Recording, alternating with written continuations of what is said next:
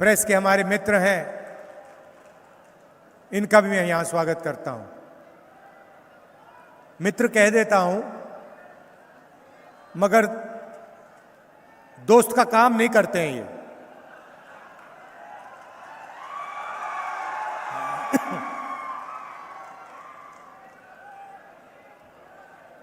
वो मैं आपको बाद में समझाऊंगा कि मीडिया किसानों का मुद्दा, गरीबों का मुद्दा क्यों नहीं उठाती। आपने देखा होगा, कभी आपने मीडिया को किसान के मुद्दे के बारे में बोलते हुए देखा है? मजदूर दिखते हैं आपको मीडिया में? बेरोजगारी की बात होती है? महंगाई की? अंबानी की शादी देखिए आपने?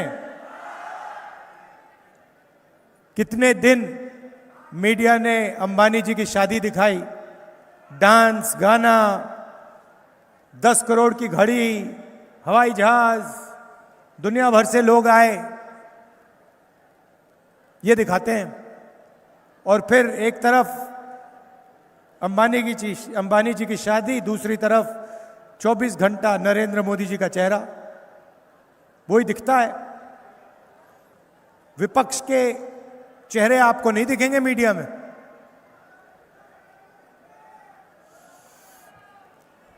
और ये क्रांतिकारी जमीन है, यहां अंग्रेजों के खिलाफ आपने लड़ाई लड़ी।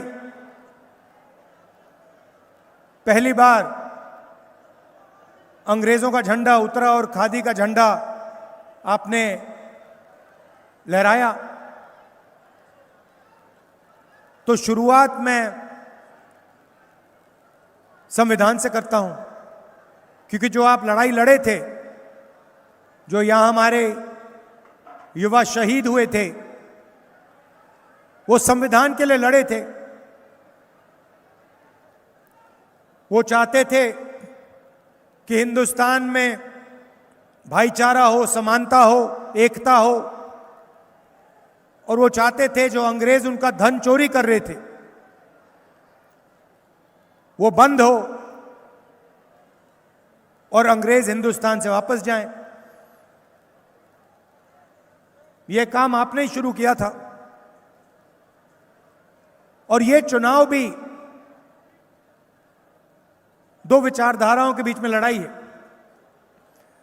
जब यहां आपके युवा शहीद हुए थे, वो भी विचारधारा की लड़ाई थी। आज भी वही चल रहा है। वो जो आपके यहां युवा शहीद हुए थे, वो इसके लिए शहीद हुए थे, संविधान के लिए।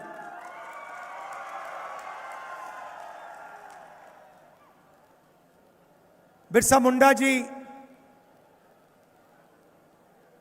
कांतिया भील जी, गुलाम महाराज, कोमराम भीम जी, संत तुकडो जी महाराज, इन सब की सोच इसमें है। यह नई किताब नहीं है। इसके लिए हजारों साल से इस देश में लड़ाई चल रही है। और हमारे जो महापुरुष हैं, जो लीडर्स रहे हैं हिंदुस्तान के, अंबेडकर जी हो, महात्मा गांधी हो, फूले जी हो, उन सब की सोच इसमें है। आप अगर इसको खोल के पढ़ेंगे तो जो बिरसा मुंडा जी कर रहे थे और कह रहे थे, इसमें आपको दिखेंगे। कांग्रेस पार्टी कहती है देश को संविधान से चलाना चाहिए, और आरएसएस, बीजेपी कहती है संविधान को परे करो, संविधान को हटाओ, इसकी कोई जरूरत नहीं है। मैं हर मीटिंग में संविधान दिखाता हूं, क्योंकि मैं आपको याद दिलाना चाहता हूं, आप ही की क्रांति की याद दिलाना चाहता हूं, आप ही के शहीदों की याद दिलाना चाहता हूं। अंबेडकर जी, गांधी जी, इनकी याद दिलाना चाहता हूं और आपको याद दिलाना चाहता हूं कि उनके दर्द, उनके दुख, उनके खून से यह किताब बनी है। गांधी जी ने अपनी जिंदगी दी, बिरसा मुंडा जी ने जिंदगी दी इस किताब के लिए। और आज हिंदुस्तान के प्रधानमंत्री कहते हैं कि इस किताब के अंदर कुछ नहीं है, खाली किताब है। देखिए, ये खाली किताब नहीं है, ये देखिए,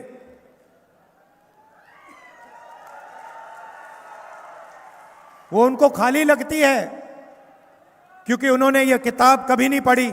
आरएसएस के लोग इस किताब को मानते नहीं हैं, इसको पढ़ते नहीं हैं। मुझे बताइए, आपकी सरकार आपसे चोरी की गई, आपने पिछली सरकार चुनी और बीजेपी ने करोड़ों रुपए देकर, एमएलए को करोड़ों रुपए देकर आपसे सरकार चोरी की। धारावी की जमीन चाहिए थी उनको, 1 लाख करोड़ रुपए की जमीन है, अदानी जी के हवाले करनी थी, इसीलिए आपकी सरकार गई। अब मैं आपसे पूछता हूं, संविधान में कहां लिखा है कि एमएलए को पैसे देकर सरकार को गिराना चाहिए? कौन से पेज पे लिखा है, मुझे बता दो। संविधान में लिखा है कि हिंदुस्तान में चुनाव होना चाहिए और जो चुनाव जीतता है उसे सरकार चलानी चाहिए। संविधान में कहीं नहीं लिखा है कि आप चुनी हुई सरकारों को पैसे से गिराओ। नरेंद्र मोदी जी ने अरबपतियों के 16 लाख करोड़ रुपए माफ किए हैं। मुझे दिखा दो, अंबेडकर जी के संविधान में कहां लिखा है कि 25 लोगों का 16 लाख करोड़ रुपया माफ होना चाहिए और हिंदुस्तान के किसानों का, मजदूरों का 1 रुपया माफ नहीं होना चाहिए? मुझे बता दो कहां लिखा है। क्या अदानी जी के लिए, अदानी जी के धन बढ़ाने के लिए बिरसा मुंडा जी ने अपनी जान दी? यहां जो युवा शहीद हुए थे, क्या वो अदानी जी के लिए शहीद हुए थे या हिंदुस्तान के किसान के लिए, हिंदुस्तान के मजदूरों के लिए, हिंदुस्तान के आदिवासियों के लिए, दलितों के लिए, पिछड़ों के लिए? जब नरेंद्र मोदी जी कहते हैं कि संविधान के अंदर कुछ नहीं है, खाली है, जब कहते हैं राहुल गांधी लाल संविधान दिखा रहा है, तो राहुल गांधी का अपमान नहीं कर रहे हैं, वो बिरसा मुंडा जी का, अंबेडकर जी का, गांधी जी का अपमान कर रहे हैं। और उनसे भी ज्यादा हिंदुस्तान के किसान का, हिंदुस्तान के मजदूर का, हिंदुस्तान के बेरोजगार युवा का अपमान कर रहे हैं। सच्चाई है ये।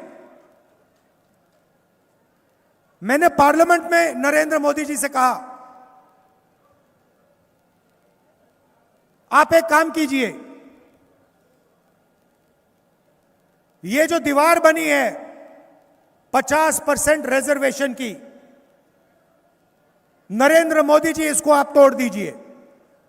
विपक्ष आपका पूरा समर्थन करेगा, राहुल गांधी आपका पूरा समर्थन करेगा अगर ये आप ये दीवार तोड़ोगे। नरेंद्र मोदी ने एक शब्द नहीं बोला।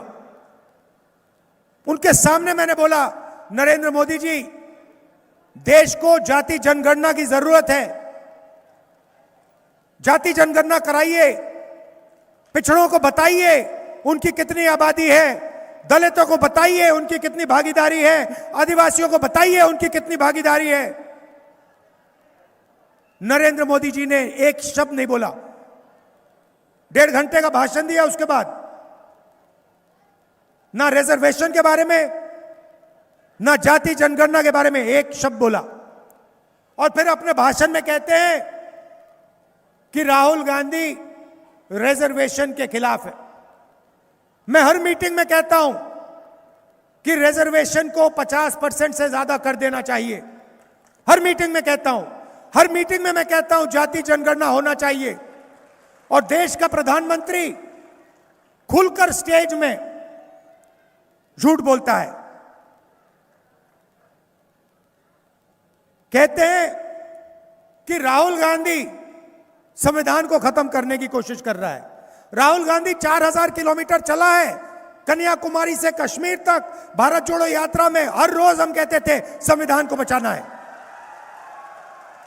नफरत मिटानी है, नफरत, हिंसा, इनको खत्म करना है। नारा दिया हमने, नफरत के बाजार में मोहब्बत की दुकान खोलनी है।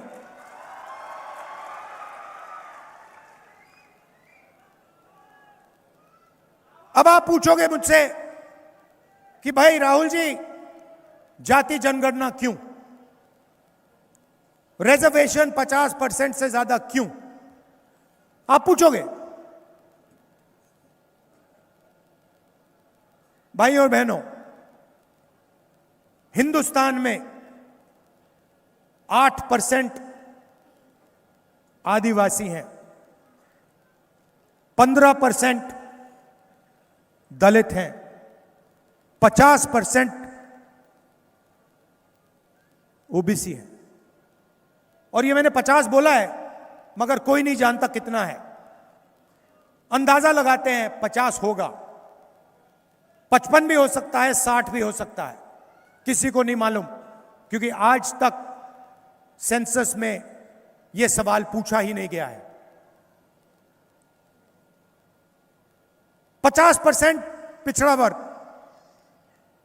15% दलित, 8% आदिवासी और उसमें 15% माइनॉरिटी जोड़ दीजिए, 90% हो जाता है तकरीबन। मैंने आपसे मीडिया के बारे में बात की, मैंने आपसे कहा अदानी की शादी दिखती है, क्रिकेट मैच दिखते हैं, मगर आपको मीडिया में दलित वर्ग का कभी कोई नहीं दिखेगा, आदिवासी कभी नहीं दिखेगा, पिछड़े वर्ग के लोग नहीं दिखेंगे। आप एंकर्स की लिस्ट निकालिए, पत्रकारों की लिस्ट निकालिए, बड़े बड़े एंकर्स हैं हिंदुस्तान में, 100-200 हैं, ज्ञान देते हैं 24 घंटा। उनमें से मुझे आप एक दलित का नाम बता दीजिए, एक आदिवासी का नाम बता दीजिए, एक पिछड़े वर्ग का नाम बता दीजिए। एक नहीं है।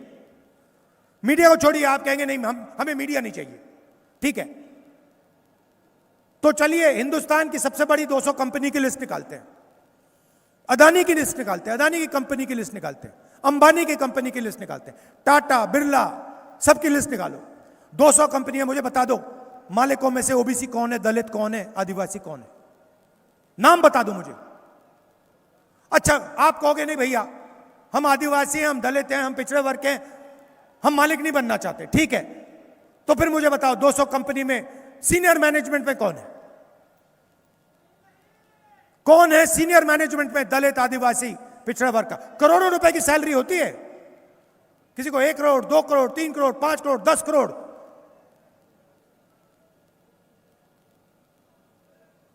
नाम बता दो मुझे, दलित का नाम बता दो, आदिवासी का नाम बता दो, पिछड़े का नाम बता दो। ठीक है, शायद आप कंपनी में काम नहीं करना चाहते, मैं चाहता हूं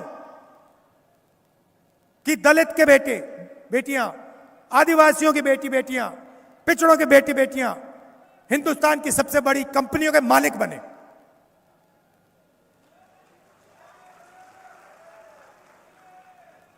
गेम चल रहा है, आप जीएसटी का पैसा देते हो, आपके जेब से निकलता है, सीधा जाता है, दिल्ली जाता है और फिर बढ़ता है। 16 लाख करोड़ रुपए कर्जा माफ हुआ है 25 लोगों का।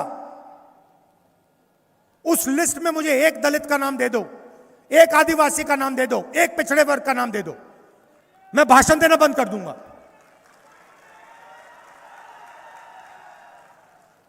आप मेहनत करते हो, किसान मेहनत करता है, मजदूर मेहनत करता है, सोयाबीन उगाते हो, कपास उगाते हो, धान उगाते हो,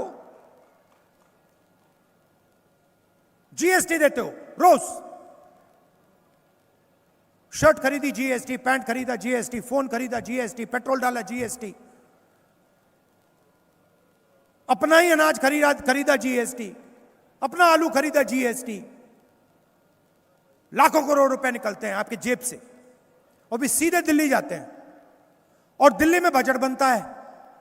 निर्मला सीतारमण आपको हर साल दिखेंगी, सूटकेस लिए घूमती हैं, मीडिया वाले दिखाते हैं, धूमधाम होता है, बड़े बड़े उद्योगपति पार्लियामेंट पे बैठते हैं पेन लेकर।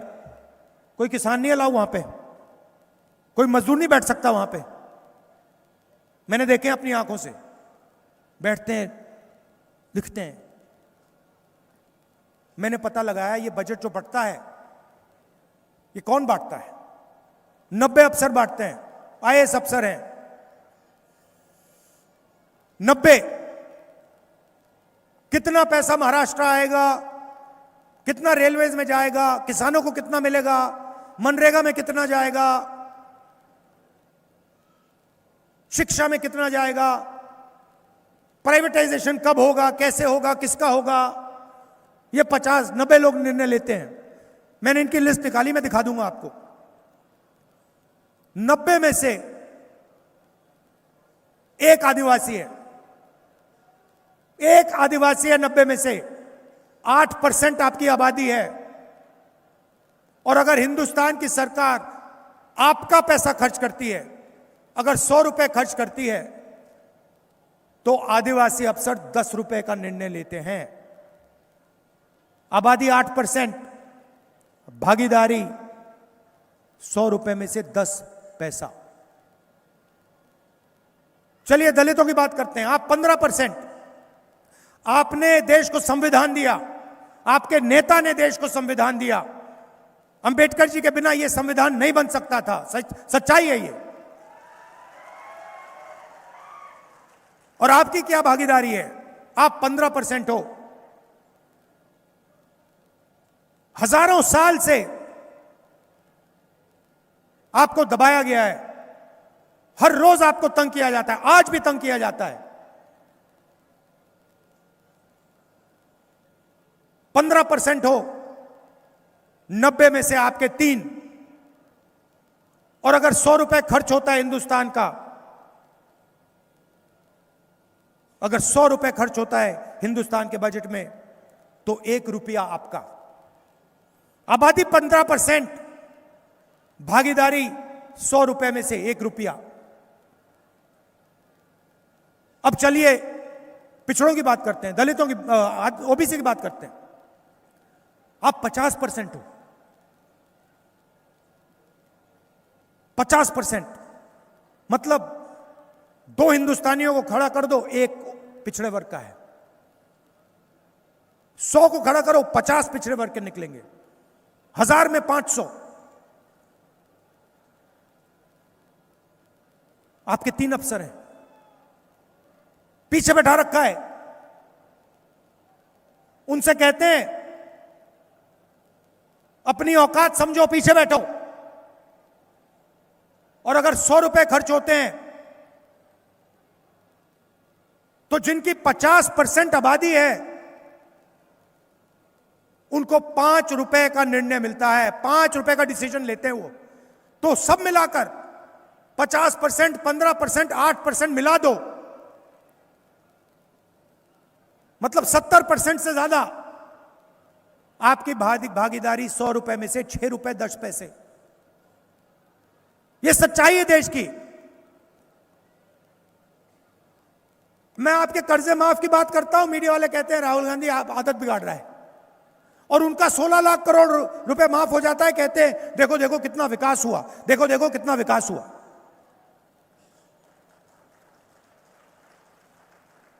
आप पैसा देते हो, उनका कर्जा माफ होता है। आप पैसा देते हो, आपकी जमीन जाती है। मैं आपको बताता हूं, धारावी में अगर 10 अमीर लोग रहते ना, जमीन कभी एक्वायर नहीं होती। 10 अगर उसमें 10 रहते, अगर उसमें अदानी का घर होता बीच में, कभी एक्वायर नहीं होती। वो इसलिए एक्वायर हो रही है क्योंकि उस पर गरीब लोग बैठे हैं, उस पर पिछड़े लोग बैठे हैं, उस पर दलित बैठे हैं, उस पर आदिवासी बैठे हैं, इसलिए एक्वायर हो रही है। और पूरे देश में आप जाइए, जहां भी जमीन एक्वायर होती है, आपकी होती है, किसानों की होती है, पिछड़ों की होती है, दलितों की होती है, 5% गरीब जनरल कास्ट है उनकी होती है। आपने कभी सुना अमीर लोगों की जमीन एक्वायर होते हुए? कभी सुना आपने कि इस देश में किसी अमीर व्यक्ति की जमीन एक्वायर हो गई? गरीब लोगों ने क्या गलती की है कि आपकी जमीन जाती है, उनकी नहीं जाती? संविधान में कहीं लिखा है कि धारावी की जमीन 1 लाख करोड़ रुपए की जमीन गरीबों से छीनकर अदानी जी को देनी चाहिए? कहां लिखा है? मुझे दिखा दो, कौन से पेज पे है? मैं बोलना बंद कर दूंगा। तो जितना भी धन है आपका उधर जाता है, और जो आपके लिए लड़ता है, कन्याकुमारी से कश्मीर चलता है, भट्टा परसोल में जाता है, जमीन अधिग्रहण बिल लाता है, मनरेगा को सपोर्ट करता है, उसको ये मीडिया वाले 24 घंटा गाली देते हैं। क्यों? क्योंकि वो आपके लिए लड़ता है।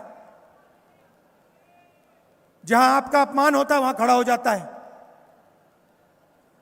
अब महाराष्ट्र की सरकार आएगी, इंडिया गठबंधन की आएगी, जितना पैसा उन्होंने अरबपतियों को दिया उतना हम आपको देने वाले हैं।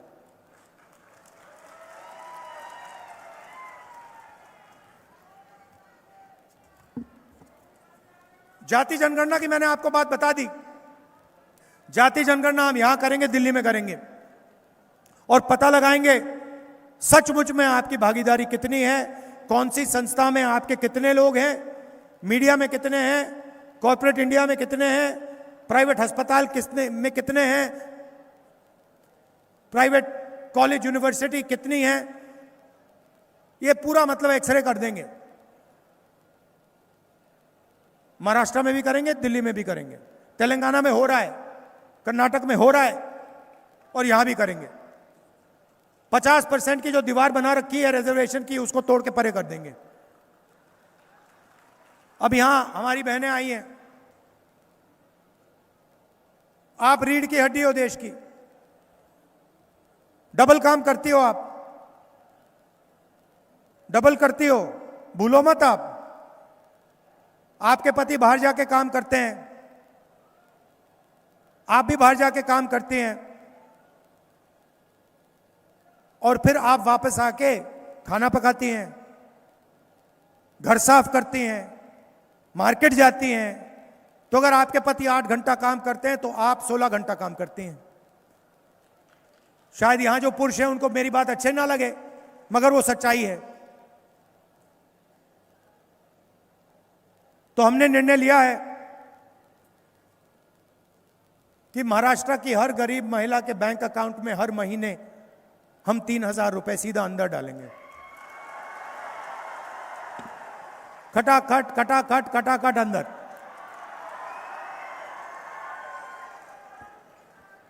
आप सुबह जगोगी, 1 तारीख को जगोगी, बैंक अकाउंट चेक करोगी, देखोगी 3,000 रुपए आपके बैंक अकाउंट में। उसके बाद आप मार्केट जाओगी, बच्चों से कहोगी कि मैं मार्केट जा रही हूं, बस स्टैंड में जाके खड़ी होगी। जब बस में जाओगी, कंडक्टर आपसे कहेगा, आप पूछोगी टिकट खरीदने जाओगी, कंडक्टर आपसे कहेगा, मैडम महाराष्ट्र की सरकार ने ये फ्री में कर दिया है, आपको 1 रुपया नहीं देना।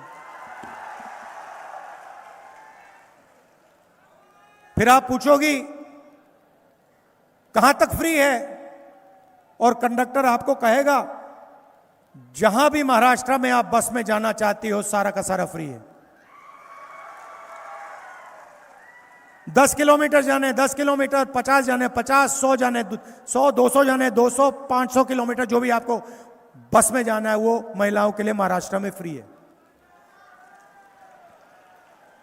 और जैसे ही हम ये काम करेंगे, पुरुष हमसे कहेंगे किसान हमसे कहेंगे ये आपने क्या कर दिया राहुल जी, आपने महिलाओं को 3,000 रुपए दे दिए हर महीने, आप उनको बस में फ्री घुमा रहे हो, हमारा क्या होगा? आपने तो बैलेंस बिगाड़ दिया। महिलाओं को आपने पैसे दे दिए, बस में फ्री कर दिया, हमारे को आपने कुछ नहीं दिया। तो उनसे भाइयों से मैं कहना चाहता हूं, 3 लाख रुपए का कर्जा आपका माफ होगा, 3 लाख रुपए तक का आपका कर्जा माफ होगा।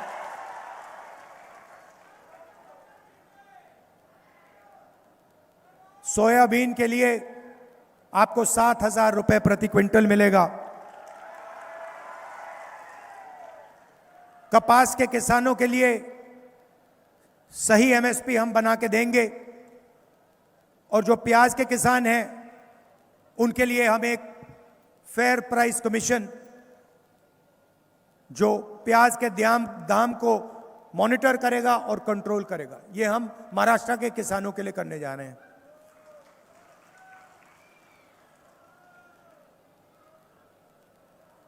अब गरीब लोगों को सबसे ज्यादा नुकसान हेल्थ केयर से होता है, स्वास्थ्य से होता है। बीमारी हो जाती है, चोट लग जाती है, अस्पताल आपके नहीं है। पहले सरकारी अस्पताल होते थे, उसमें फ्री काम हो जाता था, अब सारे के सारे प्राइवेट हैं। जैसे मैंने आपसे कहा, उसमें एक ओबीसी नहीं मिलेगा, एक दलित नहीं मिलेगा मालिक, एक आदिवासी मालिक नहीं मिलेगा। तो आप जाते हैं अस्पताल, जाते हैं, वाल्व बदलवाना होता है, स्टेंट लगवानी होती है, कैंसर का ऑपरेशन होना है, लाखों रुपए आपके निकल जाते हैं, पता भी नहीं लगता। दवाई में एमआरआई, एक्सरे, 10-15 दिन में सालों की मेहनत गायब हो जाती है। इसलिए हमारी सरकार आपके लिए एक स्वास्थ्य बीमा योजना ला रही है। बीमार हो गए, अस्पताल जाएंगे, चाहे वो स्टेंट, वाल्व का ऑपरेशन हो, लिवर का हो, किडनी का हो, ट्रांसप्लांट हो, जो भी है, महाराष्ट्र की सरकार 25 लाख रुपए तक का बीमा आपको देगी। आप जाओगे अस्पताल, जाओगे, स्टेंट लगेगी, बिल देने जाओगे, प्राइवेट अस्पताल आपको कहेगा कि महाराष्ट्र की सरकार ने आपकी बिल क्लियर कर दी है, आपको 1 रुपया नहीं देना। यह सब संविधान में लिखा है। संविधान में लिखा है कि इस देश के नागरिकों को शिक्षा, हेल्थ केयर, रोजगार मिलने का काम सरकारों का है। हम जो इसमें लिखा है वही करते हैं। इसमें लिखा है कि अगर धन बटेगा तो सबको एक साथ, समानता के साथ, न्याय के साथ दिया जाएगा। इसमें लिखा है, पहली लाइन है कि यह देश हर एक नागरिक का है। इसकी पहली लाइन ये नहीं है कि यह देश अदानी का है, अंबानी का है, और इस देश का पूरा फायदा 20-25 अरबपतियों को मिलना चाहिए। इसमें कहीं नहीं लिखा। हम इसका प्रयोग करते हैं, इसकी रक्षा करते हैं। इसीलिए हम आपको महालक्ष्मी योजना दे रहे हैं, इसीलिए हम आपको स्वास्थ्य बीमा योजना दे रहे हैं, इसीलिए हम किसानों का कर्जा माफ कर रहे हैं, इसीलिए 3,000 रुपए हम महिला के बैंक अकाउंट में डाल रहे हैं। हम इसकी रक्षा करते हैं। और वो 24 घंटा बंद कमरों में इसको खत्म करते हैं। अरबपतियों का कर्जा माफ कर देंगे, सरकार गिरा देंगे, किसान बिल लाने की कोशिश करेंगे। ये लड़ाई है।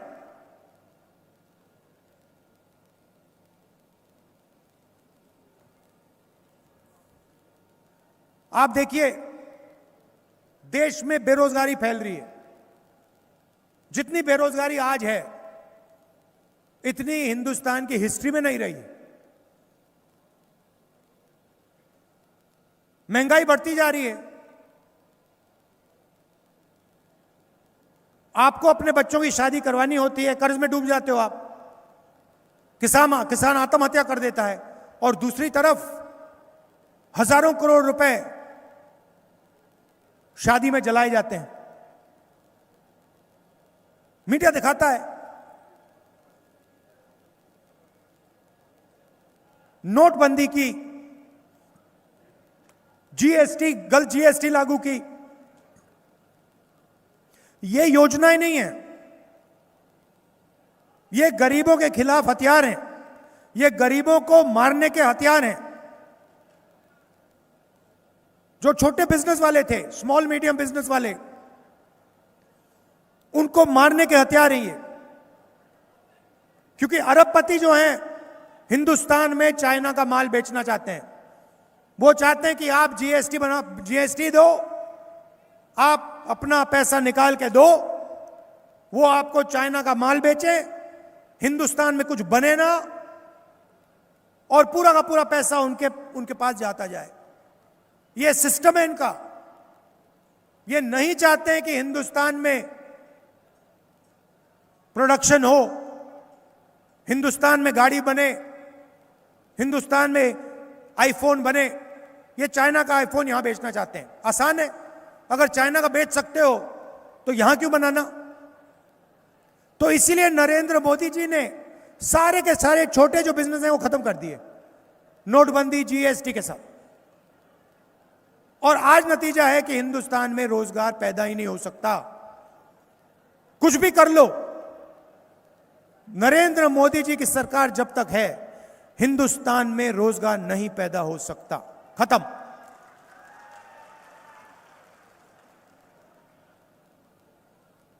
हमारी सरकार यहां पे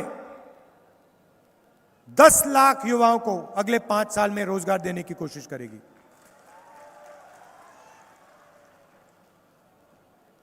2.5 लाख सरकारी नौकरियां खाली पड़ी हैं। वो 2.5 लाख सरकारी नौकरियां हम आपके हवाले कर देंगे, महाराष्ट्र के गरीब लोगों के, किसानों के, उनके हवाले कर देंगे। और जब तक महाराष्ट्र के बेरोजगार युवाओं को रोजगार नहीं मिलेगा, उस दिन तक हम 4,000 रुपए का अलाउंस हर महीने उनके बैंक अकाउंट में डाल देंगे।